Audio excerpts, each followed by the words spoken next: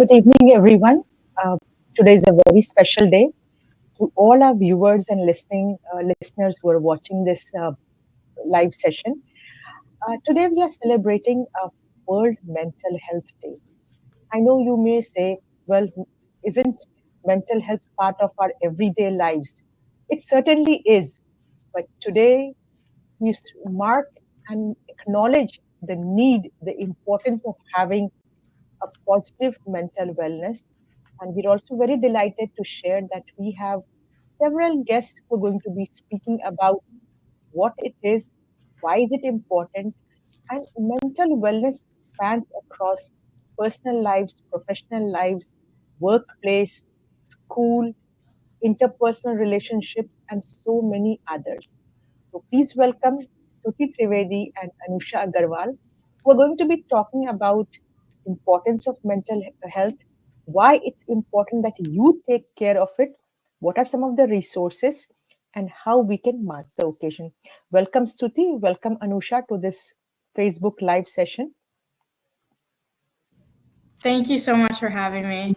I'm really excited, and this is an extremely important topic to talk about. Sure. I know we have divided our 30-minute session into different parts. So, Stuti, what do you want to share about mental health? Why is it so important for us? And I know Anusha also has a talking point that she would like to share with all the audiences and listeners. Hi, hello everyone. It's really nice to be here today.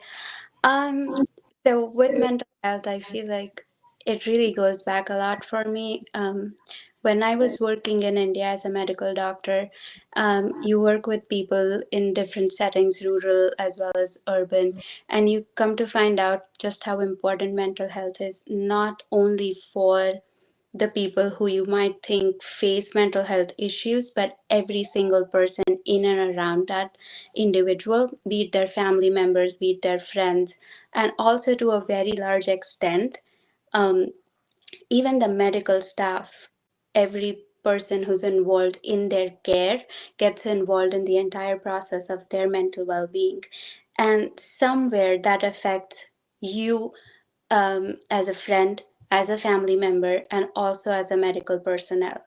So when you think of mental health and look at all these statistics, the statistics of, for most of those are already glaring as they are, but it is a lot more than what we already have on paper. So I think that is where it begins for me as the importance of mental health.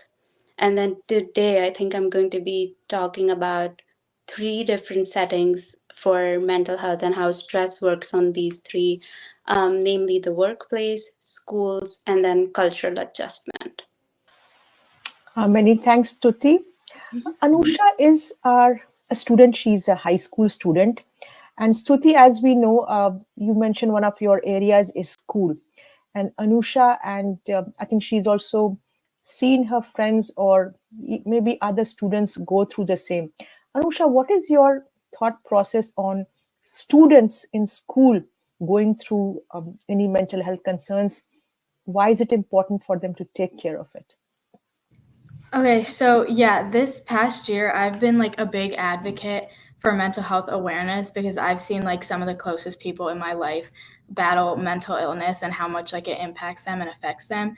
And I do think it's an extremely important topic to address and normalize to talk about so people are more comfortable speaking on it and speaking on what they go through. Um, Something that I think is extremely important, it's helped like me a lot. I haven't really dealt with like the extreme like mental health issues, which I'm really fortunate about. But I think that mental health is not something that should be taken lightly, and it should instead be like your number one priority. Prioritizing your mental health is extremely important just because it kind of puts you in a headspace where you can be relaxed. And also like what I was saying, like something that really helps me is taking even just like 20 minutes out for yourself every day, like away from social media and screens to do something you genuinely enjoy doing has like been proven like statistically as well to reduce stress and anxiety levels and increase self-compassion as well. for me, what personally helps me is by prioritizing myself and like putting my mental health first. Like something that I do to take time for myself every day is like staying active and going to the gym. And then Nandini was not able to join us, but something that she does almost every day is she loves doing like yoga, and that's like her way of staying active. And then she also like loves going on walks with her dog or just by herself, and that's kind of her way of like connecting with nature. And then she like loves coloring as well. So like all of these activities, it also like puts away the screen time, and it doesn't make like social media have an impact on like your well-being. And kind of what I was saying was like setting a time where your like headspace is in like a relaxed setting can help so much with like staying in touch with your emotions and knowing like what you personally need at certain points in your life. And so yeah, that's something that I've tried doing more this year as well, because I have seen a change in like my mindset and kind of like how I approach certain situations. Thank you so much, Anusha. Stuti, what do you think for people who are at work, adults? Do you think the same similar mechanism may work? Because stress is everywhere, and nowadays workplace stress is on the increase. What is your feedback? Um, I honestly, most of the points you mentioned are like amazing. These are all of the stress coping mechanisms that we would always suggest people to do. Um, and all of these are really, really great options. They work well for people across all age groups. The one thing that I always add for any person, any age group, any setting is the importance of peer support groups, because the situation that you are in, things that you are going through, if there's one person who knows exactly how you are going through it, it is someone who's going through it with you. So that I feel is extremely important, not just for schools, but also in workplace settings. Another thing that I think factors in when it comes to workplaces is that there's just a bigger issue with the stress and the burden of working. When you are students, you still kind of have things that you do for yourself, or even there are certain activities that you do through school that are still not essentially studying or doing your assignments. But when you're working, it is extremely important to carve out a place where you have a good work life balance. And with more and more workplaces are doing it, but there need to be designated areas where people can go in, relax, calm themselves down a little. There are better employee assistant programs, and a lot of the places are doing similar mindfulness initiatives, doing yoga and wellness retreats and stuff. Um, so yeah, all of those things really great. They all help. With workplaces, if there's one more thing that might be useful, it is having flexibility in the work arrangement. So if someone might just get stressed from having to come into work every day, and then remote setting might work really good for them and reduce all the stress they have. So one more thing to add there. What is the importance, Tuti, of visiting professionals?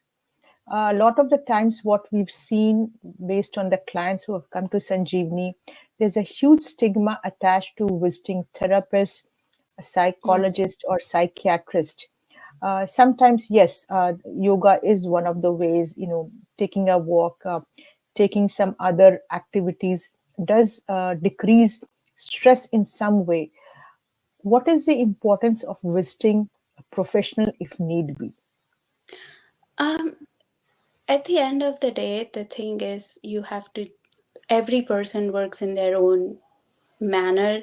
Every person has their own way of getting through things.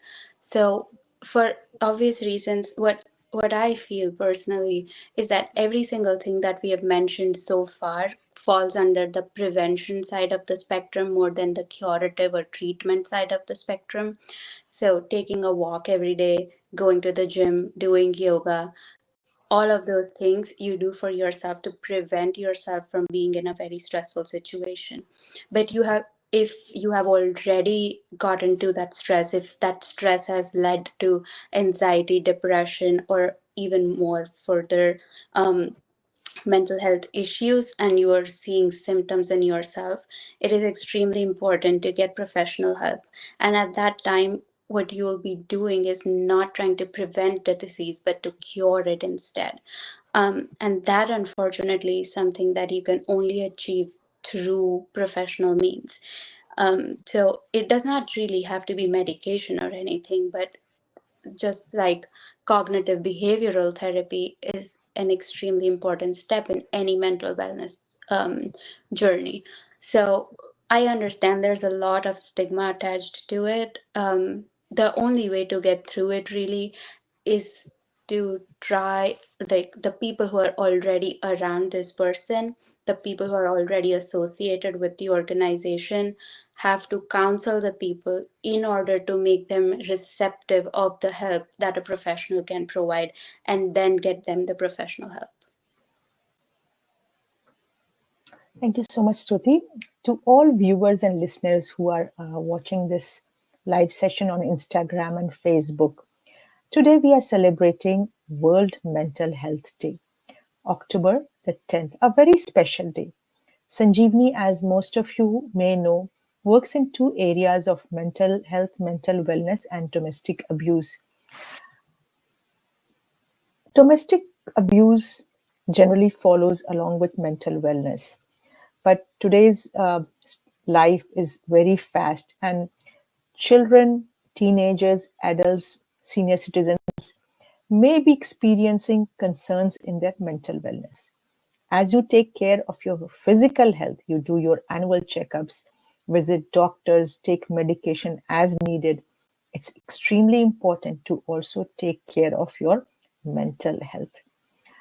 So here we are, Anusha and Nandini.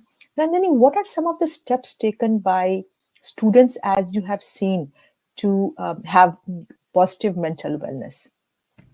I would definitely say a lot of students that have been struggling with mental health. Um, I used to struggle with mental health, and I definitely took the steps to like start doing yoga or like reconnecting with myself and like doing things that make me feel better about like myself. And it's also really important to like surround yourself with people that like uplift you as an individual and like realize like patterns and behaviors that you have and actively fix them and like actively get help. Like my family and I, like, we went to go get a therapist, and I don't seek therapy anymore, but when I did suffer with mental health, I definitely was helped through therapy. And yeah, I think students should be aware of like the warning signs and take action towards helping themselves. Thank you so much, Nandini, for sharing your personal experiences. Stuti, the official theme this year is time to prioritize mental health in the workplace. What do you think? Were there no concerns in mental health earlier? Was it not there earlier? I'm sure it was. It was, but it has, workplace mental health has actually been a relatively newer field, especially looking at the research that has gone into workplace mental health. We're seeing a lot more of it come up in the last 2 3 years. Um, it has, I feel like COVID and everything that happened post COVID has a lot to do with workplaces and how things around workplaces moved. And that has led to this shift in looking at workplaces as a point of stress, especially. I was just looking at some statistics, and the American Psychological Association found out that 80% of workers feel stressed on the job. WHO says 60% of absenteeism is stress related. And according to the same WHO article, about $300 billion are annually lost due to productivity issues that stem from stress. So while yes, it has always been a thing, its effects have been really smaller earlier, and now we see a lot more of it. Um, I feel like with the increase in the work burden that people are feeling these days, along with poor work life balance, which I feel is one of the most important things that I would stress upon here. And there'll also be unclear expectations, not just from the side of the employer, but also from the side of the employee. There's a lot of mismatch between what it is that you are looking forward to doing and what it is that you are actually doing at the end of the day. So all of these things, they somehow at the end of it, they strain down to stress, and that stress gets manifested in several ways. And then we see that as emotional issues, but also physical issues at times, and that would lead to changes in behavior like withdrawal or substance abuse. With withdrawal, again, it will have a cyclic thing where with withdrawal there's less potential leads to less work output and again more stress. So it is always a thing that just keeps adding upon itself and piling on. Thank you so much, Suti. Anusha and Nandini, when you entered your freshman year in high school, right? For you, school is your job. That's your work. You're supposed to be studying. That's the primary job. So even with school, do you feel that from your freshman year to your current year, the level of stress has increased? Why has it increased? And what balance do you bring it to, to stay calm, to stay on top of it? Yeah, for me, I feel like it's definitely increased, and I think we can like both speak on, especially like right now, like incoming seniors and college apps are happening, and all like the deadlines are coming up.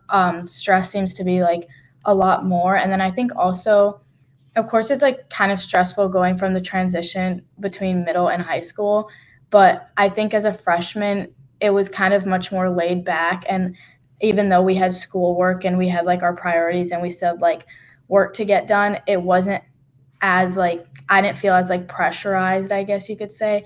But then as we got to junior and senior year, it was kind of like everybody around you felt like they were doing so much, and you were sort of like, for me, I like found myself comparing myself to others and like the work that they did, and then it just like starts that cycle. So that's like for me why I felt more stressed throughout high school. But if you want.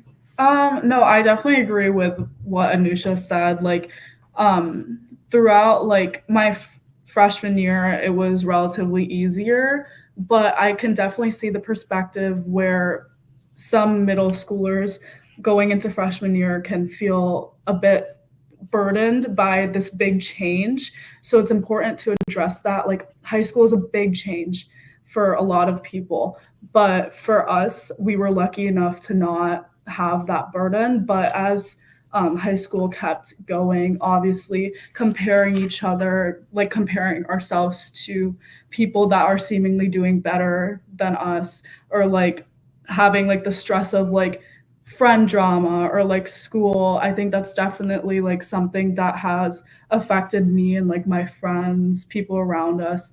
And it's not just like, it's a very universal thing. Like, high school, going into high school is stressful. The years in high school is stressful, but it's about how you're managing that stress. And ladies, Anusha and Nandini, I know you're seniors soon to go to college. Remember, college is also stressful. So, being prepared is always helpful. And if you have learned how to balance your work, meaning your school, and your personal life and your family time, I think college will be pretty much very smooth. And Suti, I would say, if our students, our teenagers learn this upfront, they'll be able to manage their upcoming lives much better. What do you think? Yeah, no, we've been seeing a lot of this from like, I think I saw it in kindergartners as well. People are really learning and educating about mental health. They know what they need, they know when they need breaks. Like, I was working with kindergartners recently, and someone had a really stressful situation, and they're like, I need a calm corner and fidget toys. And she knew exactly how she wanted to calm herself down. So if you have that down, any situation, you'll really be able to fly through it. And I think that's the whole objective of World Mental Health Day. And I Yeah. see Anusha and Nandini both smiling. So at the end of the day, stress is always momentarily. Always remember, and everyone watching, there's always high peaks and low peaks. If a stressful situation has come to you, if there's a stage of life in whatever circumstances, know that that will end. And to end, all you need is to ask for help. So, as we try to conclude this and marking the World Mental Health Day, Stuti and Anusha, Nandini, do you have any tips for anyone who's watching? What else they can do? Um, to me, I would certainly, I appreciate every single thing that you all talked about. Every one of those things, great, great, great coping mechanisms. What I always tell everyone is what I already said, I think. One of the things is every individual is different. What works for someone else will not work for you. So if you ever go up and someone is like, oh, I do this and this works so well for me, and it doesn't work for you, that is completely okay. There are like hundreds of different ways you can find which can help you cope up with your stress. You just need to find one that works for you. And it might take a while, but there's always one out there that will work. And the second most important thing, according to me, is to have a peer group. The importance of a peer group and how much of a help they are in your life is underestimated by us all. We just call them friends and move on. But it is so much more, and it is really, really important at all stages of life, going through whatever it is that you are. And one of our listeners, Anjali Khare, has sent a note. She says, sleep is also another point important for mental wellness. Yeah, definitely. Good Yeah. sleep always works. Anusha, Nandini, any tips for students, especially who are in their junior, senior year and moving to college very shortly? Any tips? Do you want to say tips then? I would definitely say something that's helped me, and I know not everything works for everyone, but this one thing is very strong because family is so important. Talking to your parents, talking to your loved ones, truly, whenever I speak to my mom, she helps me so much through anything I'm dealing with. And I know, like, some teenagers or some people might struggle opening up to their loved ones, but I definitely know that as soon as I started opening up more, my mental health has drastically increased, like in a positive way. Yeah, and then another thing I think that is this isn't like tips, I guess, like from like in specific to juniors and seniors, but just in general, I think something that's really important to realize is that like if you have like friends or family dealing with like mental health, I think it's really important to like recognize the warning signs because they're sometimes they might not be as obvious as others, and it obviously changes per person.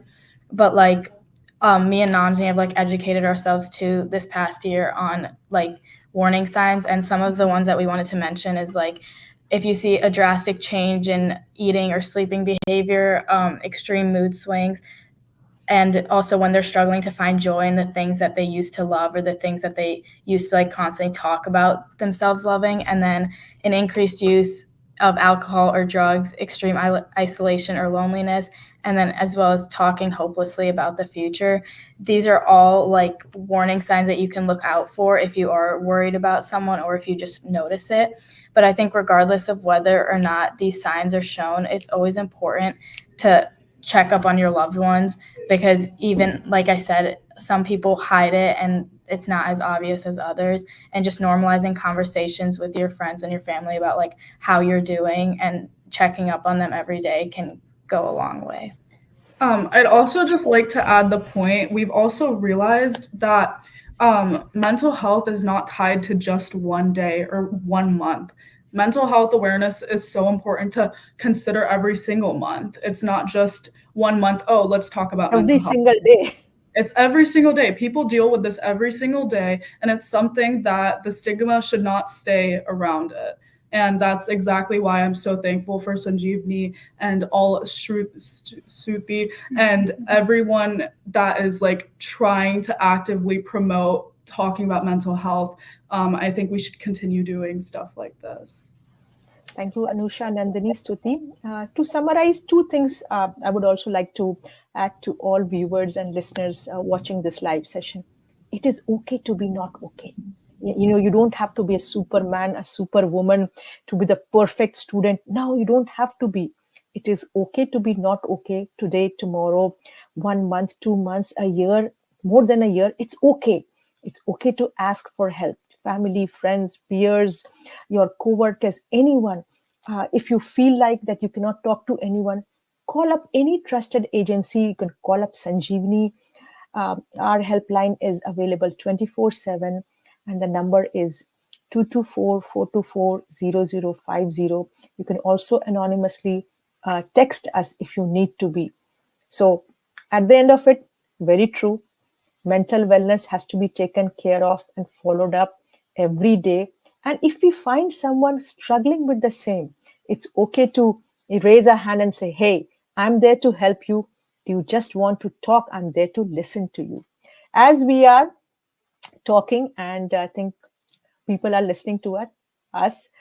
So once again, Suti, Anusha, Nandini, thank you so much for joining today. It's a very special day for Sanjeevni. Mental wellness cuts across all gender, caste, gender, and any other boundaries. We hope everyone will take care of their mental wellness today onwards. Have a great evening, everyone. Thank you all for joining in. Thank you. Thank you. It was really nice to be here. Thank Yeah, you so thank you. much.